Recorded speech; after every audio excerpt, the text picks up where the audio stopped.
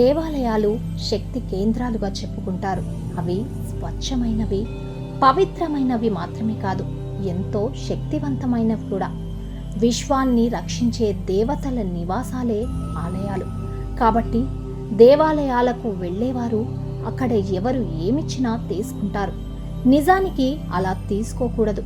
కొన్ని వస్తువులు పూజారి ఇస్తేనే దేవాలయంలో తీసుకోవాలి, మిగతా వారు ఇస్తే స్వీకరించకూడదు.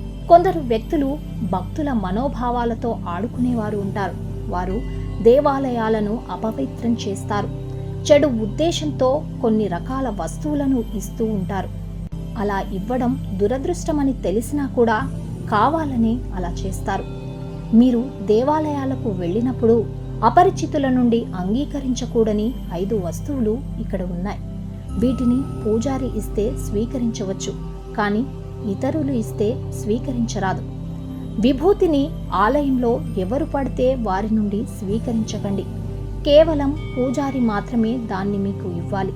ఎందుకంటే విభూతి ఎంతో స్వచ్ఛమైనది, పవిత్రమైనది, శక్తివంతమైనది. మన దేశంలోని దేవాలయాల్లో పూజారే విభూతిని ఇస్తారు, కానీ తెలియని వ్యక్తుల నుండి దాన్ని తీసుకుంటే ఆ బూడిద ప్రతికూలంగా మారే అవకాశం ఉంది. వారు చెడు ఉద్దేశంతో మీకు విభూతిని అందిస్తే మీపై ప్రతికూల శక్తి కూడా పడవచ్చు. కాబట్టి విభూతిని ఎప్పుడూ ఇతరుల నుండి స్వీకరించకండి. ఆలయ ప్రాంగణంలో కొన్ని రకాల బొమ్మలు చెట్ల వద్ద పెట్టేసి ఉంటాయి.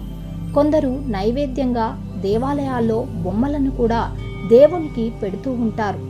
కానీ కొన్ని బొమ్మలు వ్యక్తులకు హాని కలిగిస్తాయి. బొమ్మలపై ముఖాలు పెద్దవిగా ఉంటే ఆ బొమ్మలను స్వీకరించకూడదు. కొన్ని సంస్కృతులలో బొమ్మలను ఉపయోగించి వ్యక్తులను బాధపెట్టే పద్ధతులు ఉన్నాయి. అవి అవతల వ్యక్తికి హాని కలిగిస్తాయి. కాబట్టి తెలియని వ్యక్తుల నుండి ఆలయాల్లో బొమ్మలను స్వీకరించకండి. ఆలయంలో ఖచ్చితంగా ఉండేది కుంకుమ.